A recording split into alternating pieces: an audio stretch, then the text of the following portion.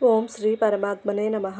శ్రీమద్భగవద్గీత మొదటి అధ్యాయం 26, 27, 28, 29 శ్లోకాలు.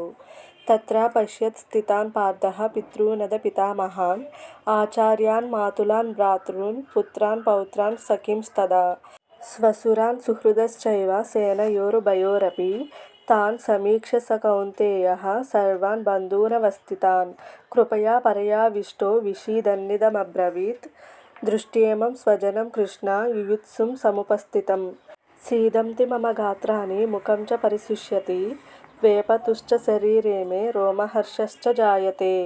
పిమ్మట పార్థుడు ఆ ఉభయ సేనల యందును చేరియున్న పెదతండ్రులను పినతండ్రులను తాత ముత్తాతలను గురువులను మేనమామలను సోదరులను పుత్రులను పౌత్రులను మిత్రులను పిల్లనిచ్చిన మామలను మున్నగు ఆత్మీయులను చూచి కుంతీపుత్రుడైన అర్జునుడు అత్యంత కరుణ సమంచితుడై శోక సంతప్తుడై ఇట్లు పలికెను.